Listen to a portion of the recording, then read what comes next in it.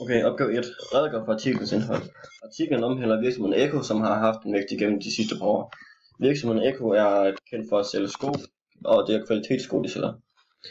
De har haft et overskud, som er steget med 15,8% fra sidste år. De har dog kun haft et øget salg på 4,4%. Og Ekos ledelse de siger, at de ønsker at bibeholde denne vækst, og ikke falde tilbage på den lille vækst, som de havde før i tiden. Eko mistede også en del af deres produktionskapacitet i 2012, da deres fabrikker blev oversvømmet med i Thailand. Dette gjorde, at de mistede en tredjedel af deres produktion. Virksomheden er derfor var nødt til at investere i ny produktion. Selvom de brugte mange penge på investering i nye produkter, ny produktion, fik de stadig et rekordoverskud. Virksomheden har igennem dette forløb holdt en meget stram styring, hvor de har prøvet at tjene mest muligt, mens de holder deres omkostninger nede. Det højere overskud er ikke kommet igennem prisforhøjelse. Det er kommet igennem, at de har effektiviseret deres organisation. I de seneste 10 år er Ekos omsætning tredoblet til hele 8,5 milliarder kroner. Overskuddet før skat er næsten seksdoblet til hele 1,2 milliarder kroner. De har regnet med, at Kina ville være det største marked til sko på, dog er køber folk i USA stadig de fleste sko. Virksomheden har bestemt sig for at bruge mindre penge på maskiner og fabrikker, og i stedet bruge penge på at opgradere gamle butikker og åbne nye butikker. Sidste år blev der åbnet 255 nye fabrikker, hvilket betyder, at sidste år blev der åbnet 255 nye butikker, hvilket betyder, at de i dag har 2.989 udsalgssteder. De siger, at det er vigtigt at holde kvalitet over salg af mange sko. Altså de vil ikke konkurrere mod Kina, da de typisk bare masseproducerer en billig sko, som ikke har en ret god kvalitet. Altså Eko de har så også nogle garverier, og der sælger de så deres overskydende læder. Og det der er blevet en hel virksomhed i sig selv. De sælger for 615 millioner kroner af overskydende læder. Og det har så haft en vækst på 55% fra sidste år. Så vil jeg så snakke om vores nøgletal. Først vil jeg snakke om virksomhedens afkastningsgrad. Den er steget fra 24,9% til 25,8%. Og afkastningsgraden er meget god. Den ligger højt over markedsrenten. Det betyder så, at afkastningsgraden, de der 24,9%, det betyder, at de har en forrentning på 24,9 øre per bundet krone, de har i aktiverne. Og så aktivernes omsætningshastighed, den er steget fra 1,42 til 1,46, og det der nøgletal belyser virksomhedens kapitaltilpasningsevne. Det belyser, hvor mange gange på et år, at et beløb svarende til aktivernes samlede værdi bliver omsat. Overskudsgraden er også ok, da den er på 17,5%, hvilket er meget godt, da det nøgletal siger noget om, hvordan virksomheden skaber overskud og omsætning. Den overskudsgrad er blevet meget omtalt i artiklen, da man hører omkring, at deres omsætning er vokset kraftigt de seneste 10 år. Og så har virksomhedens gældsrente, den er på 9,9%. Den er meget, selvom den er høj, er den stadig positiv, da den er højere end deres afkastningsgrad.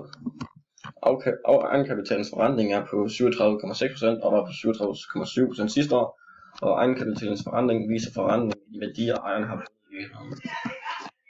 Soliditetsgraden viser, hvor modstandsdygtig en virksomhed er over for eventuelle tab, og en virksomhedens soliditetsgrad skal gerne ligge over 40%, hvilket det i Ekos tilfælde også gør. Eko har en soliditetsgrad på 59,8%, hvilket betyder, at de er meget modstandsdygtige.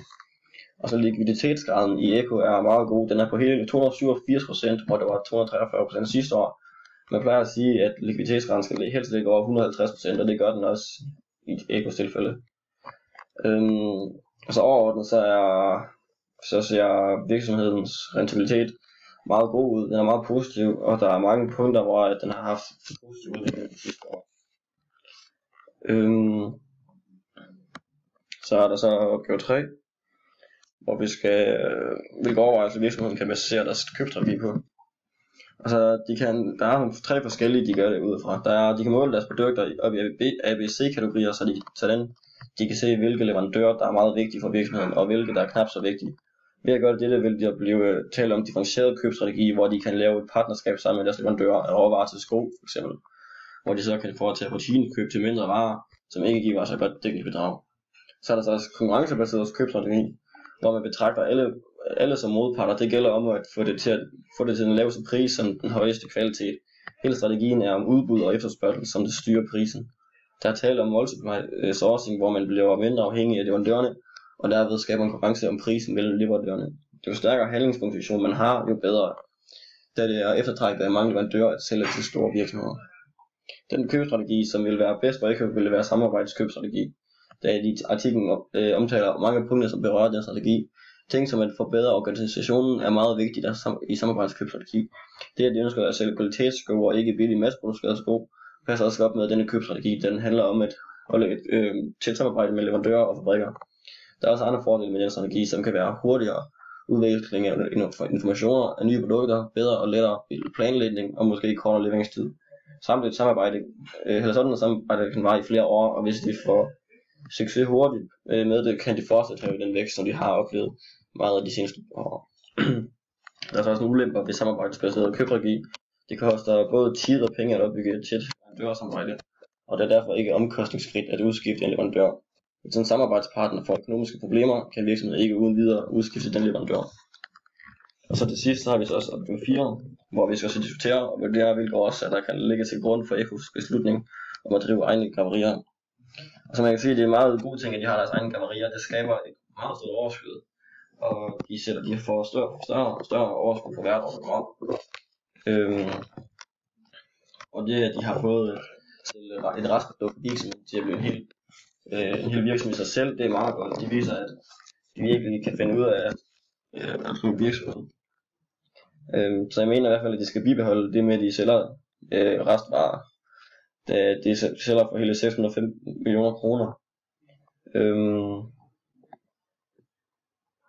Så de kan vælge at lægge mere vægt i graverierne, fordi de kan se, at der er så stor vækst i dem, så kan de måske bruge dem som en ny måde at tjene mange penge på, og ikke bare kun sælge sko, eller kæmpe sko. Fordi selve læder, så er det stedet 68% fra sidste år. Og så de andre læder var tilbudt til sko, det var også med næsten 30%. Og de omsatte så, eller tilbød det så omsatte så op 280 millioner kroner. Så deres graverier og læder er en meget vigtig ting i forhold til virksomhedens overskud. Det at de driver sine egne graverier gør også, at de har en bedre organisation og har nemmere at bedre sikre sig kvalitetens produkter. Det fjerner også et punkt i forsyningskæden, hvilket er en god ting, så de får meget mere selve organisationen, der er deres, altså de ikke har så meget ting, de skal gå ud fra. Og det gør også, at de kan holde kvaliteten op på deres sko, prisen nede.